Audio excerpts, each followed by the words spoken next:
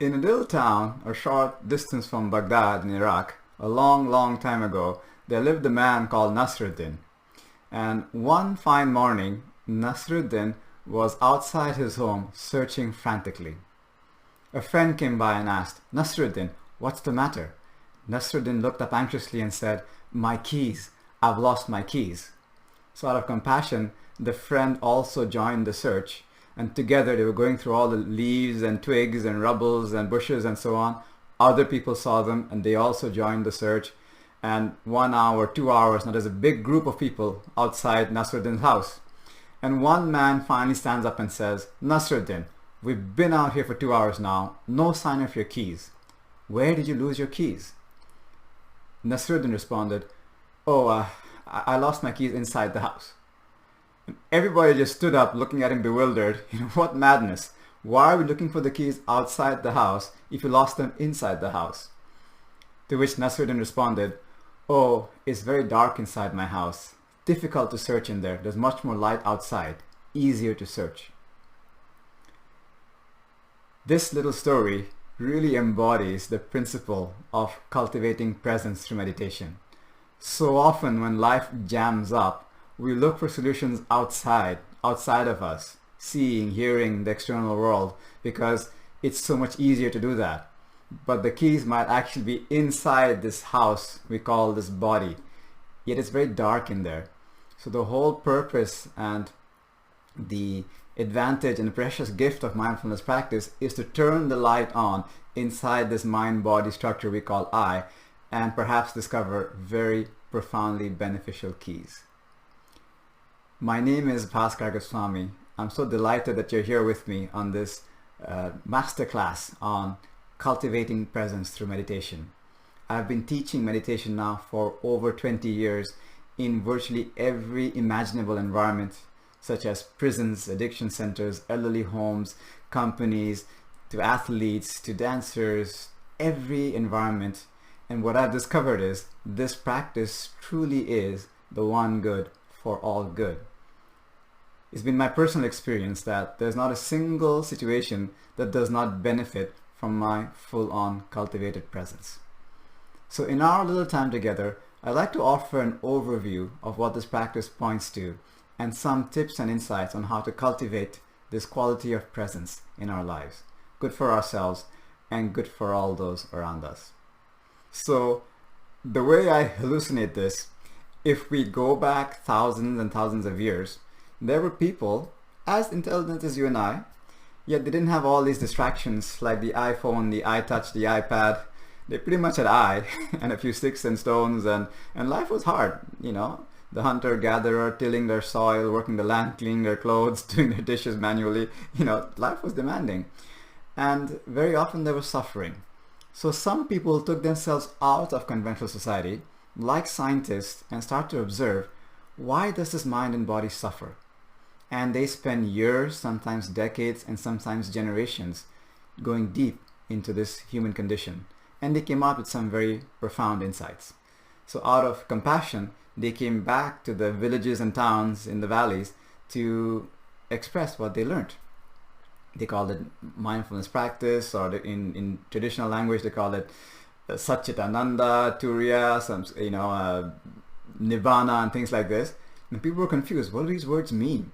And these people said, hey, don't take my word for it. Sit down, observe the mind and body and the breath, and find out for yourself.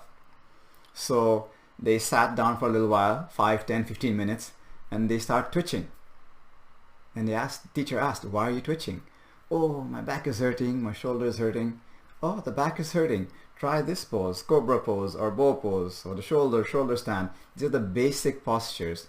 All that to say that the basic postures in what's called yoga practice is really to create a physical condition that the body can be still for a meaningful duration to really go deep inside and become your own scientist. So fine, they removed their aches and pains and they sat for longer, maybe 1 hour, 2 hour, 1 day, 2 day, and again they start twitching. And this is a quote from almost 5,000 years ago when the student tells his teacher, "Turbulent is the mind, restless and unyielding it is. Easier would it be if you asked me to control the wind." So funny that something that was said so long ago is still so true to this very day. In fact, outside the skin, our lives have changed so much. Yet, millimeter inside the skin, the human experience has remained virtually unchanged. The way we accumulate data through our senses, the way we process it through thoughts and emotions, all those mechanics, the way the heart beats, circulating the blood, all that stuff has remained virtually unchanged. So that's why what was understood so long ago is still so relevant to this very moment. And this student's teacher responded, "Verily, the mind is turbulent, yet with patience and persistence, this turbulent mind can be tamed."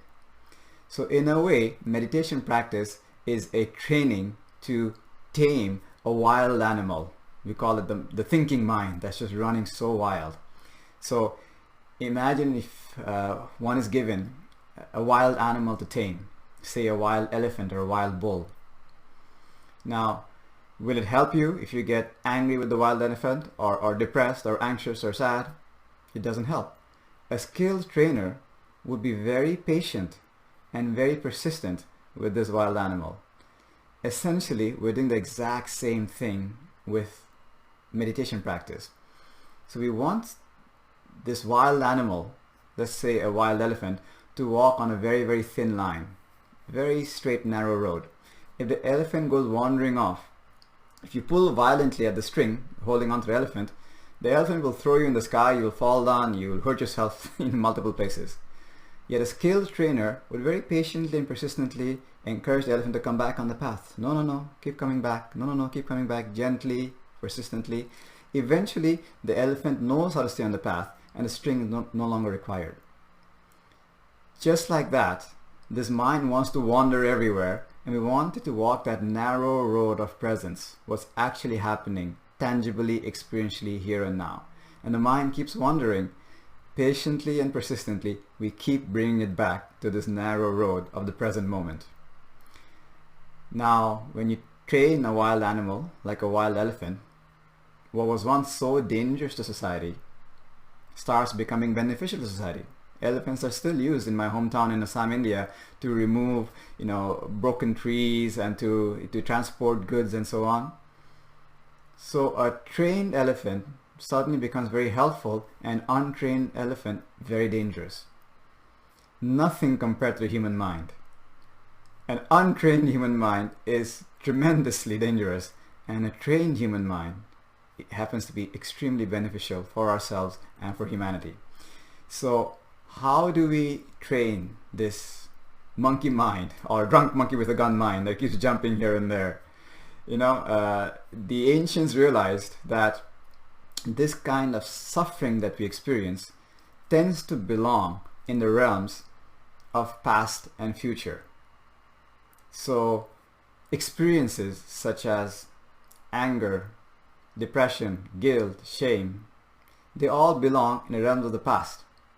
He said this, she said that, this should have happened, this did not happen. It's all the mind rolling in the past.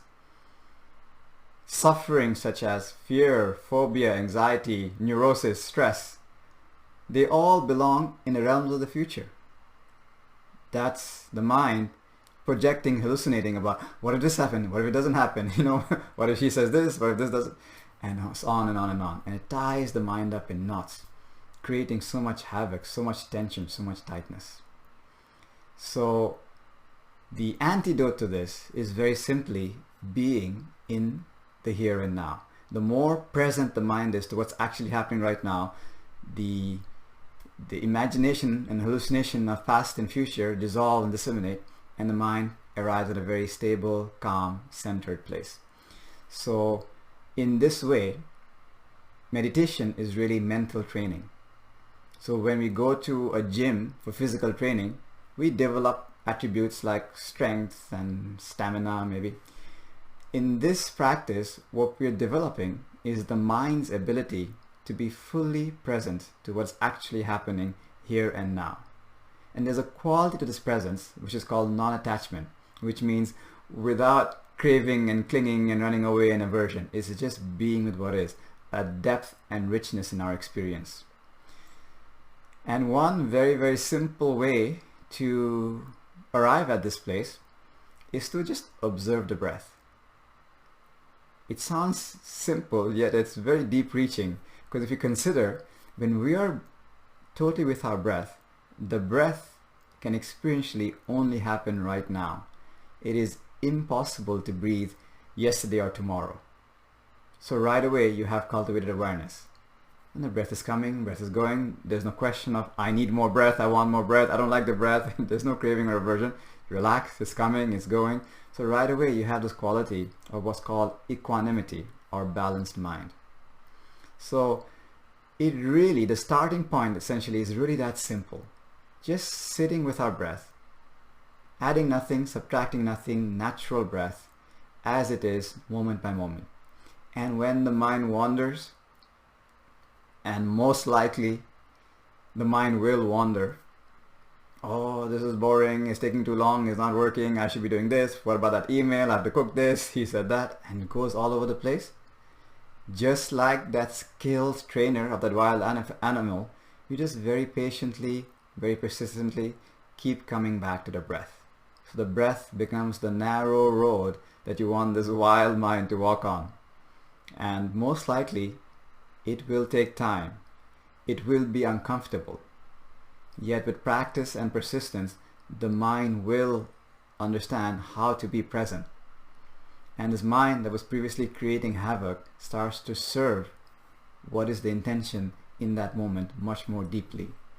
So it's not a question of not thinking. What actually happens is what's called right thought or proper thought.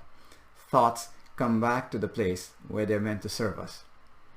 So the way the Eastern psychology understands it is that there are in fact at least 6 sense gates. We're familiar with 5 of them. Eyes, eye consciousness of lights, colors, shapes. Ears, sound consciousness. Nose, scent consciousness. Mouth, taste consciousness. Touch consciousness of the body. The mind also has thought consciousness. It's actually possible to observe thoughts, just like my eyes can observe images and sights and objects and so on. So it's not that thoughts are bad, it's just the quality of the thoughts. Are they pertaining to what's happening right now, or are they completely askew and random and wild? And a way to understand this would be this simple metaphor is, imagine that you're witnessing a very skilled brain surgeon conducting an operation on a young man. So you're in this hospital, there's a high-tech operating theater, and you see this surgeon conducting this operation with such immaculate precision, just minutiae of movements are so accurate, asking for the scalpel and the lights and all this kind of stuff. And you look at it, it looks like magic, such spontaneous excellence. And all the sum total of that surgeon's training and previous operations and knowledge is just coming to this surgeon spontaneously. This is called a right thought. There is thinking happening, yet the thinking is in service of what's actually happening in this moment. And then the surgeon starts to think to himself, oh, this young man, he's the minister's son. He looks out the window and he sees the minister, the wife, and an entourage of reporters waiting and looking in. And he starts to think to himself, what if I kill this poor fellow?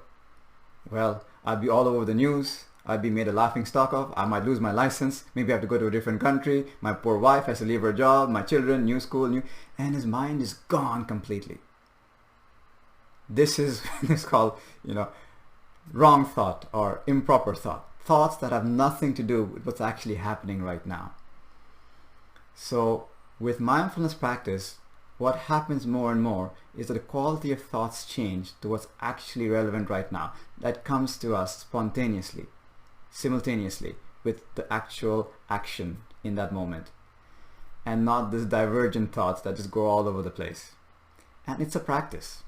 There's no shortcut to it. Everything I'm expressing right now should sound very simple, perhaps even sound like remembering. And perhaps from new perspectives, you've been informed in a certain way, inspired in a certain way to give it a try. Yet, it really, really will not be of much benefit unless you actually practice. So, One way to look at it is that there are three ways that we typically learn things. One way is received information. So from moments like this, or reading some blog or newspaper article, or listening to some podcast, or just talking to a friend, you gather information. So we just gather information. That's the first part. Then, we're intelligent beings. We have gray matter between our ears. So we actually ask ourselves, is what I'm hearing true? Is it practical? Is it realistic? Is it rational? Is it scientific? And then we can convince ourselves that this is actually true or not true. This is what's called discerned understanding. Very, very important. So the first one, inferred understanding, and the second one, discerned understanding, they're both very important. Because the first one, if we did not hear it, we would never know. And the second one, because we've discerned it, it informs and allows us to be inspired to get engaged.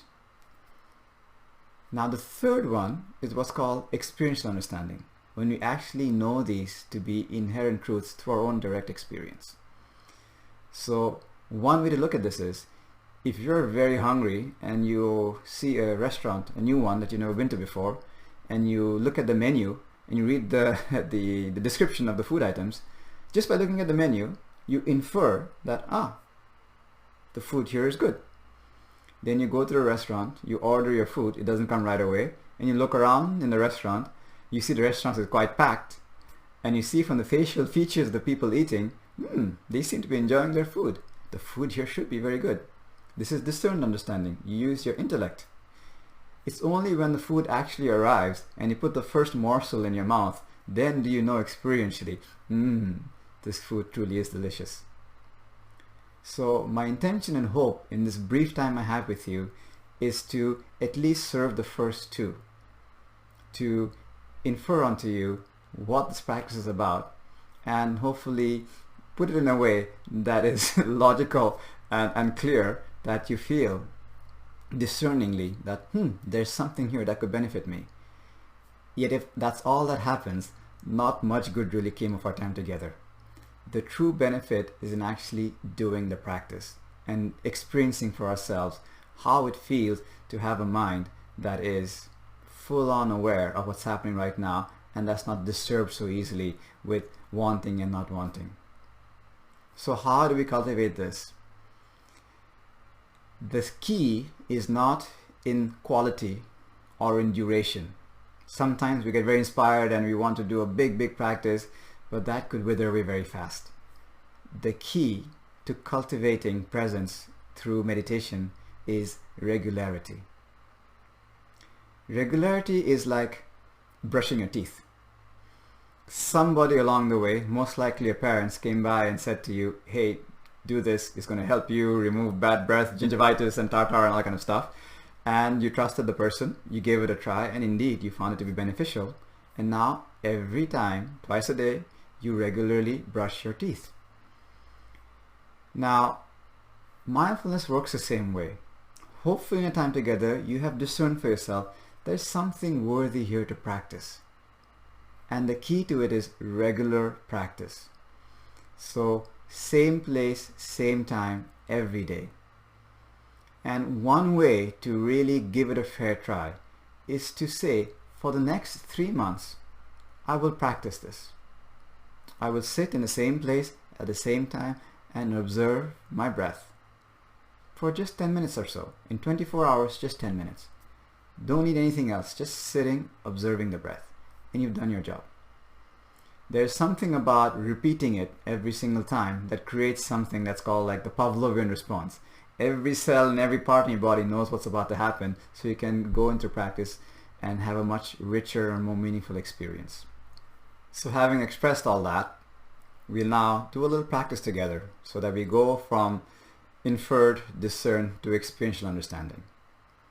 So let's take a moment to really settle in. So wherever you are, create an environment that you can be in silence and completely focused for the next 10 minutes or so. So if you need to close the door or find a quiet place, please do so, and then continue with this video.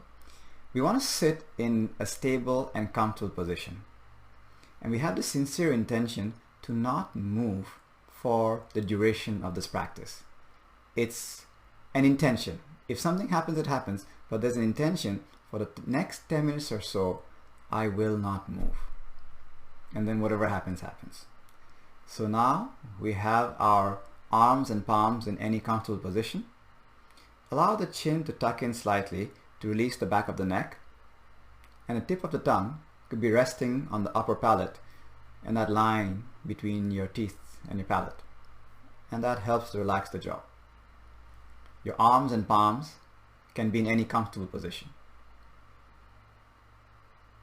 And once you've arrived, physically stable and comfortable, we now arrive with the mind by simply noticing anything that is actually happening in this very moment at the level of a tangible sensation.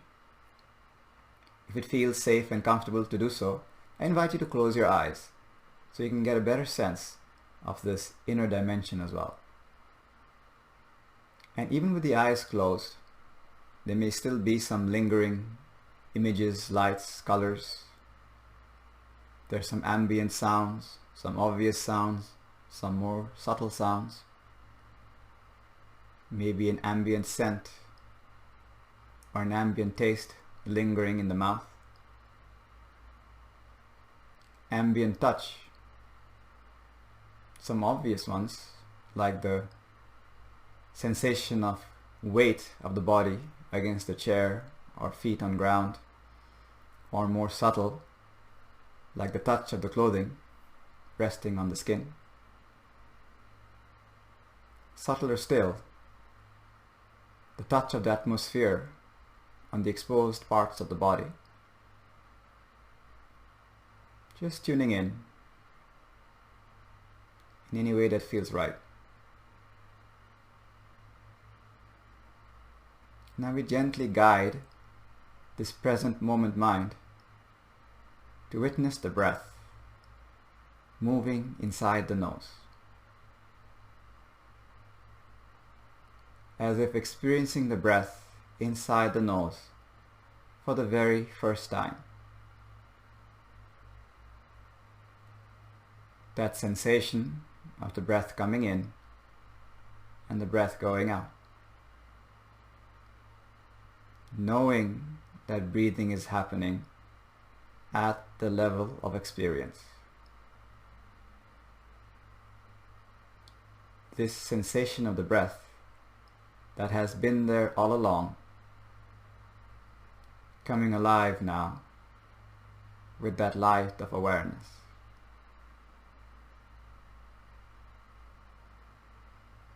You may start to feel like a brushing sensation along the inner walls of the nostrils.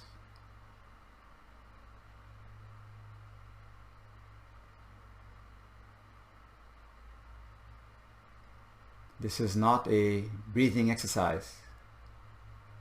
There is no need to regulate the breath in any way.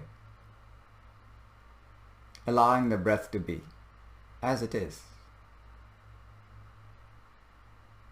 If the breath is deep, it is deep.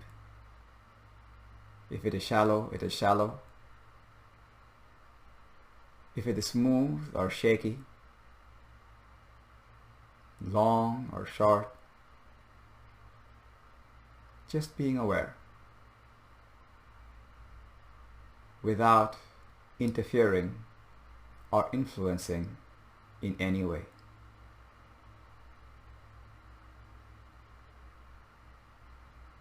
Perhaps the breath is mainly from right nostril or mainly from left nostril, perhaps evenly through both nostrils, without changing it in any way. Being aware and realizing right away there's absolutely nothing to do. This breath is flowing by itself.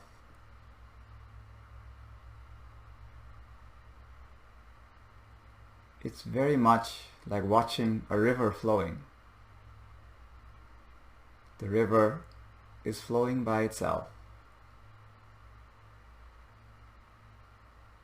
being aware. Natural breath. Bare breath.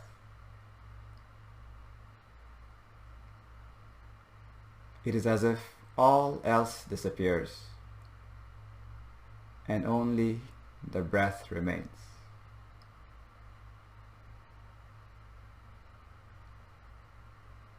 As if lost in the breath.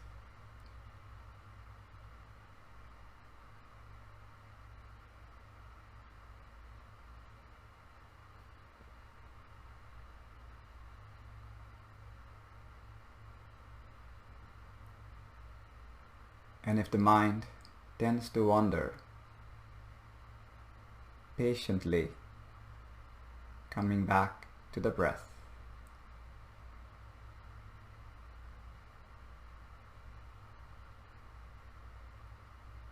And if the mind tends to wander, persistently coming back to the breath.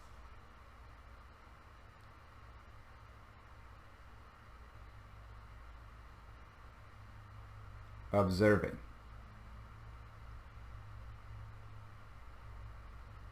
Objectively.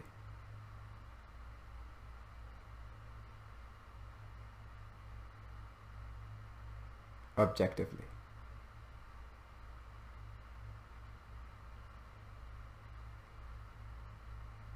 Nothing disturbs.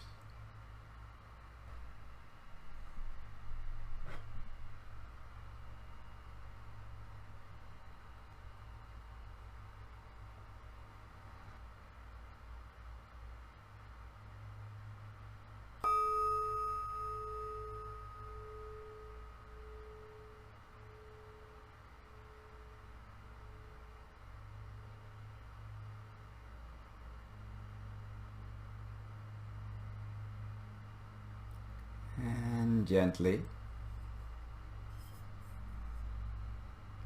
deepening the breath.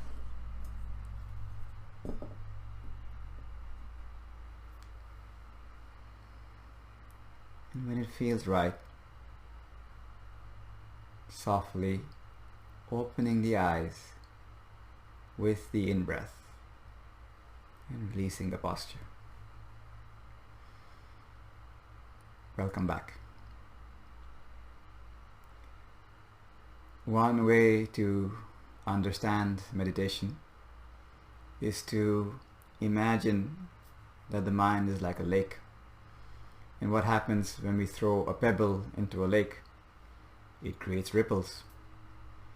And a typical mind has countless stones thrown into it every single minute, some conscious, many subconscious. So the surface of the lake is very, very turbulent, very shaky. What we've just essentially done is we have consciously thrown one pebble into the mind lake and stayed with the ripples of just that one pebble. And if attention went to some other ripple, we brought it back to the one we consciously created. The stone, in this case, is our breath. And eventually, even the ripples of that stone we consciously threw in dissolves, dissipates, and the mind becomes calm like a serene lake. This is one way to understand the practice, to cultivate this very lucid, focused, calm mind. Now, this is a wonderful way to start the practice if you're new to it. What we're doing by observing the breath, which is simply the breath coming in and breath going out, nothing else but the breath, we're cultivating what can be called concentration, a mind that's present to what's actually happening right now. This is really a precursor to the actual practice of going deep within this mind-body structure in the sense of know thyself. I'd like to now warmly invite you to this master course that I'd like to offer in exploring this theme of how to cultivate a mind that is thriving regardless of external circumstance, what I call the inner game of thriving. I hope our time together has been of benefit, and I look forward to seeing you at the master course very soon. Much love.